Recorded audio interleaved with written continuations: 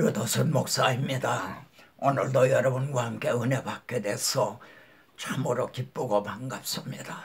어제는 구속사 아카데미 세미나 관계로 영상을 올리지 못했습니다.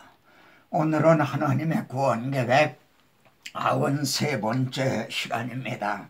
내 입과 마음에 있는 생명의 말씀, 이런 주제로 말씀을 드리겠습니다. 이제 구속사의 무대를 떠나려는 모세는 내가 오늘 내 행복을 위해서 지금 명하는 거다, 이렇게 말씀합니다. 그 여호와의 명령과 규례를 지킬 것이 아니냐, 너의 행복을 위해서 하나님이 이렇게 말씀하는 것이다. 그러면서 내가 오늘 내게 명령한 이 명령은 내게 어려운 것도 아니고 그리고 멀리 있는 것도 아니라, 이렇게 말씀합니다. 하늘에 있는 것이 아니다. 만일 하늘에 있으면은 누가 우리를 위하여 하늘에 올라가서 그 명령을 가지고 와서 이걸 행하라, 이렇게 할 것이 아니다. 또 이것이 바다 밖에 있는 것도 아니다. 그렇다면은 바다를 건너가야 되잖아요. 누가 우리를 위하여 바다를 건너가서 그 명령을 가지고 와서 이걸 행하라, 이렇게 하는 것이 아니다. 그리고 모세는 오직 그 말씀에 내게 매우 가까워 내 입에 있으며 내 마음에 있다는 거예요. 여러분, 입에 있고 마음에 있다는 거예요. 이거보다 어떻게 더 얼마나 더 가까이 있을 수가 있겠습니까? 내가 이를 행할 수 있느니라, 그럽니다. 그런데 여기서 우리가 주목하게 됩니다. 오직 그 말씀이 매우 가까워서 내 입에 있으며 내 마음에 있다는, 이게 무슨 뜻인가? 아니, 율법은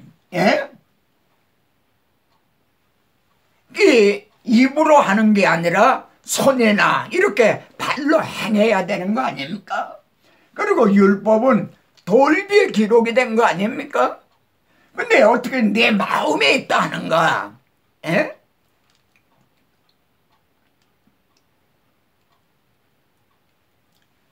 모세 율법이란 주로 손과 발로 행해야 되는 행위 율법입니다.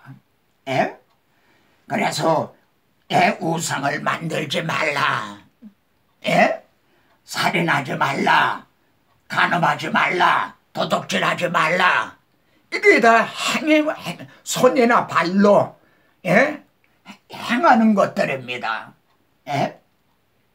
그렇다면은 오직 말씀이 내게 매우 가까워서 내 손에 있고 발에 있다, 이렇게 말해야 되는 거 아닙니까? 그런데 어찌하여 내 입에 있다고 말씀을 하는가? 이 점을 우리는 주목을 하게 됩니다. 새 언약의 일꾼 바울이 깨달은 걸 보십시오. 우리는 새 언약의 일꾼입니다. 율법, 성경의 문자만 보는 사람들이 아닙니다. 이를 통해서 우리에게 뭘 말씀하시려고 하는가? 그 하나님의 마음, 영을, 그걸 보는 바울의 통찰력을 보십시오. 그러면 모세가 뭐라고 말했느냐? 말씀이 내게 가까워 내 입에 있으며 내 마음에 있다 하지 않았느냐? 그렇다면 이거 율법이란 말이냐?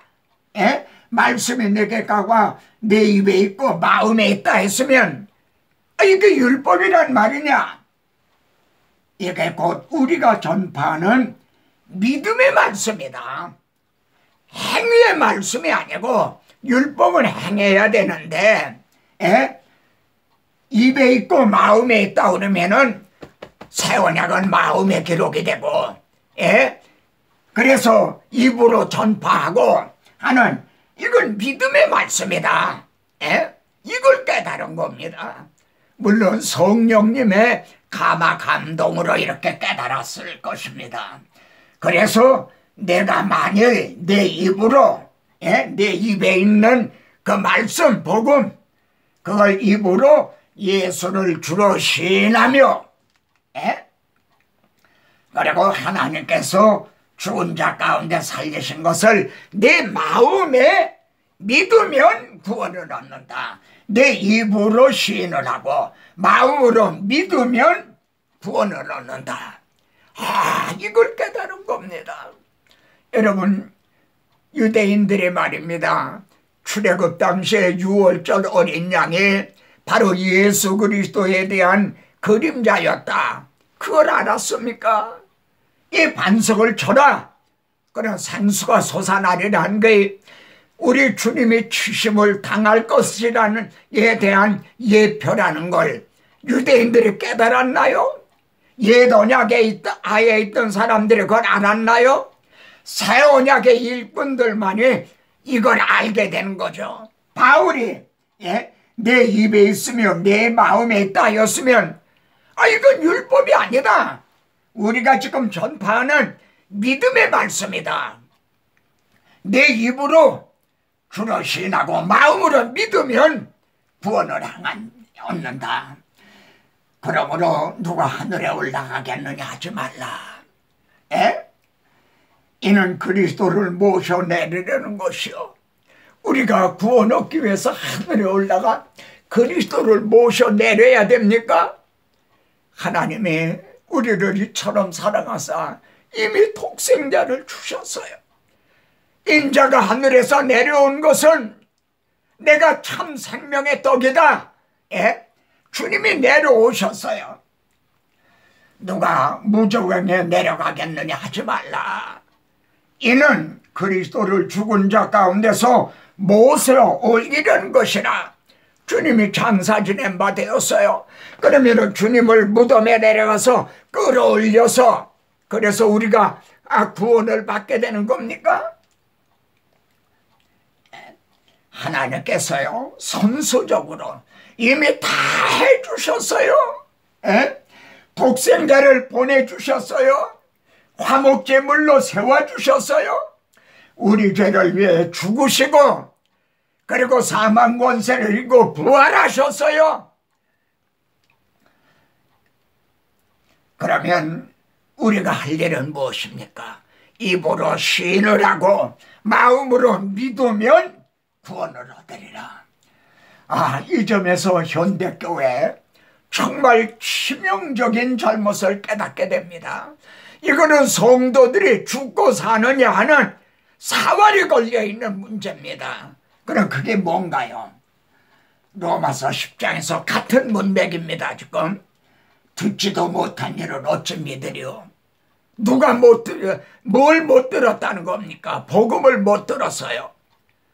누가 못 들었어요? 교회 밖에 있는 사람이 아니라 교회 안에 있는 사람들이에요. 지금 복음은 밖에 있는 사람만이 아니라 교회 안에 있는 사람들도 복음을 듣지 못한 사람이 많아요. 여러분 믿는 사람을 만나고도 몇 마디 주고받아 보십시오. 그분이 빈 깡통이라는 걸 대번 알게 될 거예요. 전파하는 자가 없이 어찌 들으려? 복음을 전해주지 않는데 어떻게 듣느냐 이거예요. 강단에서 복음이 전해지지 않고 있는데 여러분 복음을 한두 번 전한다고 듣는 거 아닙니다. 씨 뿌리는 비유를 보십시오. 행길바다 그리고 가시덤불 돌짝판 이 옥토에 떨어지는 거는 크게 한두 번 전한다고 복음이 옥토에 떨어지는 게 아닙니다. 그래 자주자주 무엇보다 먼저 더 많이 복음을 전해주고 전해줘야 돼요. 보내심을 받지 않았으면 어찌 전파리요? 기록된 바 아름답도다 좋은 소식을 전하는 자래요. 발광한데 왜 발이라 그랬을까요? 우리는 주님을 태운 당나귀 같이 주님을 모시고 부지런히 이 복음을 전해야 되는 그리스도의 발 역할을 하고 있는 거예요. 그러면은 보내심을 받은 자들이 전파해야 할 좋은 소식이 무엇입니까? 너희의 구원의 복음을 듣고, 구원의 복음, 이것을 전해줘야 됩니다. 구원의 복음. 그래서 성도들로 하여금 듣게 해야 돼요. 그때 성령이 믿음을 주세요. 그리고 성령께서 말입니다, 거듭나게 너는 구원을 얻었다, 보정수표처럼 일을 쳐주시는 거예요. 성령으로 거듭나게 해주시는 거예요. 예? 그러면은 구원의 복음이 뭐냐? 또 이렇게 묻고 싶겠죠. 예수는 우리가 범죄한 것 때문에 내주기도 하고, 우리 죄값으로 내 대신 하나님은 자기 아들을 내주셨다. 그래서 죄값은 사망이라 한 주님이 대신 죽어주셨다. 그런데 죽은 것이 끝이 아니라 우리를 의롭다고 하시기 위하여 살아나셨나니라. 여러분, 죄값은 사망이에요. 근데 빚을 갚으러 간 사람이, 우리 대신 죽은 사람이 돌아오지 않고 있다. 그러면 우리 빚이 해결이 안 됐다는 거 아닌가요? 근데 주님은 사망 권세를 이고 부활하셨어요. 아, 우리 죄가 다 해결이 됐구나. 다 청산이 됐구나. 우리가 의롭다함을 얻었구나. 그걸 확신하게 된다는 거죠. 이게 구원의 복음입니다. 명심히 합시다. 영적 전쟁은요, 입으로 싸우는 전쟁입니다. 예? 계시록에 보면요, 내가 보면 개구리 같은 말이지, 더러운 영이, 용의 입과 사탄의 입이죠. 짐승의 입과 적그리스도의 입이죠. 거짓 선지자에서 입에서 나온다 이거예요. 아, 입에서 나온다는 거예요. 입에서 말해요. 무슨 말입니까? 영적 전쟁은 입을 가지고 싸우는 전쟁이에요. 진리와 비진리의 싸움이에요. 성령과 악령의 싸움인 거예요. 에? 그래서 바울은 뭐라고 말합니까? 나로 입을 열어, 포문을 열듯이 말입니다. 입을 열어 복음의 비밀을 담대히 알리게 하옵소서. 복음의 비밀을 담대히 선포하게. 예? 그럴 때 그렇게 하노라면요, 형제가 그렇게 하노라면 우리 복음이 말로만 이른 것이 아니라, 그때 말로 설득을 해서 되는 게 아니라 그때 능력과 성령과 큰 확신으로 성령이 역사해 주신다는 거예요. 왜 이단이 무서운 줄 압니까? 말로 된 꼬잉 유혹한 거 아니에요. 거기에 악령이 역사를 하는 거예요. 그래서 이단에 빠지면 돌아오기도 어려운 거예요. 한두 번 권면한 후에 멀리하라. 너도 전염이 된다. 예, 전염병과 같은 거예요.